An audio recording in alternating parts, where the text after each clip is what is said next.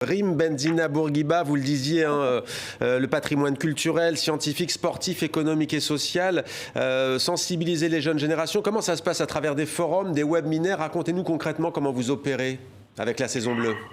Alors, avec la saison bleue, on a essayé de fédérer plusieurs festivals. D'abord, pendant la période de l'été, on déclenchait notre saison bleue à partir du mois de juin et on l'a clôturée aux environs du mois d'octobre, selon que le forum, ça dépendait de la date du forum. Et effectivement, la labellisation de plusieurs festivals, la labellisation de plusieurs actions menées aussi par d'autres associations, par aussi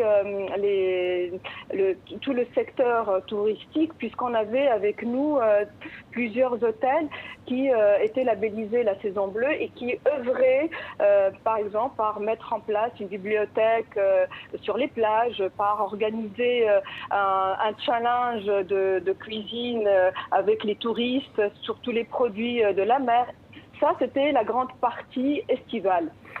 On a ensuite travaillé sur la sensibilisation auprès du citoyen tunisien. C'est-à-dire que face à ce constat, on s'est dit, mais il faut faire bouger les lignes, il faut que le citoyen prenne lui-même soin de sa plage, parce qu'effectivement, aujourd'hui, il ne suffit pas de ramasser après les touristes ou après ceux qui profitent de la mer. Il faut que chacun, quand il part pour prendre du bon temps, et qu'il fasse attention à l'air qu'il occupait pour la laisser propre. Et par exemple, un petit exemple, si on a sur tout le littoral plein de petites poubelles qu'on met sur place, ouais. Et ces poubelles deviennent un amas qui se remplissent.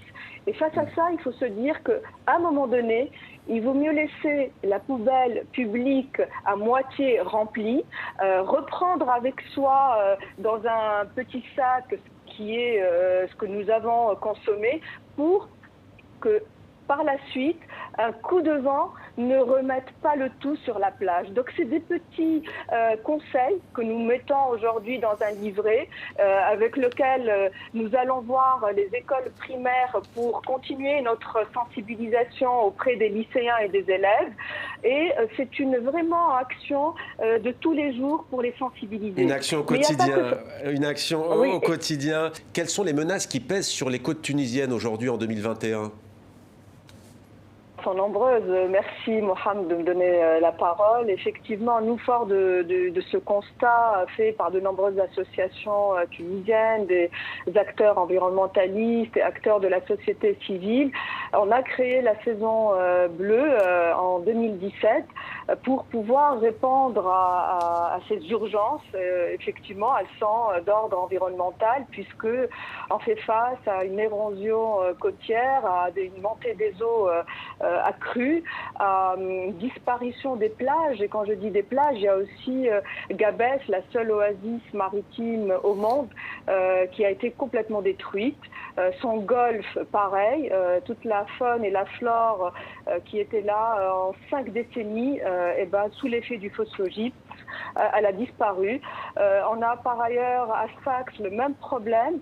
Et donc, il fallait donner une réponse urgente, il fallait se mobiliser, il fallait aussi donner une notion par rapport à une économie bleue durable qui resterait durable et qui fait face à la pêche illicite, à la pollution industrielle. C'est quoi l'économie bleue, Rim Benzina Bourguiba ?